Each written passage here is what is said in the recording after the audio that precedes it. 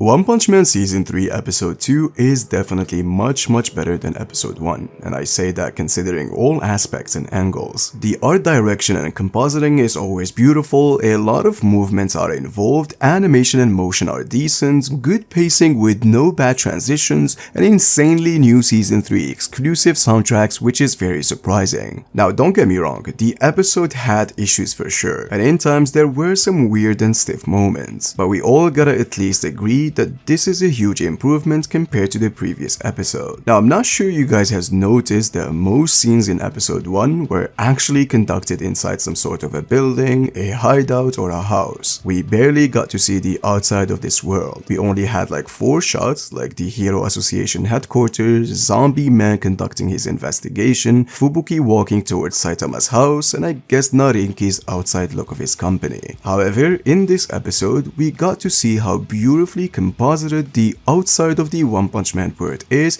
especially around the sunset, and it looks absolutely stunning. In the entirety of One Punch Man Season 1 and 2, we've seen all kinds of weathers and periods of times. Night, day, sunny, cloudy and rainy. But we've never seen it transitioning slowly from day to night. I say they have done a fantastic job in the art and compositing department. Now onto the episode and what it covered. I spoke in my last video about the possibility of removing some irrelevant scenes, like Garou I guess poking a civilian's forehead and scaring off this drunk dude, but to my surprise they actually included it, which is very pleasant. We after get to see the diner scene, and I'm very grateful they at least animated the way Garou is eating his food, something that people were actually worried about. The landing of the comedic scenes actually worked with Saitama and Fubuki, so I say this whole diner scene was adapted decently. It's also so funny that Saitama is at the same location as the guy he's trying to find. He literally chased him and had a full interaction with him, not knowing this is the hero hunter he's been searching for this whole time. And speaking of that interaction, the animation of Saitama punching away Garou is literally the same as the one in the commercial video. There wasn't any changes or improvements. I wouldn't necessarily say it's bad, but it's not that good either. However, the frame of Garou trying to punch Saitama looks slightly off, especially compared to the manga. But you also gotta remember that manga readers have high expectations due to Murata's profound art. I'm sure a lot of people would try to hyper-analyze this and say he's missing 2 sets of veins in his face, but that detail isn't really the main issue. It's just sometimes the character is off model. Okay, going back to Garou's interaction with Tario, who's the kid he saved before from Death Garaling's attack, I'm not going to continue talking about the good art for this entire video, but pairing that with the right OST made this scene stand out. There were some scenes where Garou kinda looked different, and by different is like, brother, what is this? So in most times the art is faithful, but in less times it's not. Now we gotta talk about the last sequence of episode 2. Royal Ripper trying to attack Garou while he is distracted by scolding Tario. And let's be real now, the animation is so good, so good. The OST is amazing, and on top of that, the sound effects of this season are steps ahead of the previous one. The Water Stream Rock Smashing Fist has never sounded better. You can actually hear the water flowing in both sequences Garou activates the technique. And this is what I talked about in the previous video that was filled by copium and hopium comments. This season is packed with fights, and when I say packed, it's an understatement. So they would obviously save resources and clearly not waste them on an episode full of dialogues. Yes, it was a slow start, definitely didn't make an impression, and I'm not saying every fight is going to be beautifully animated,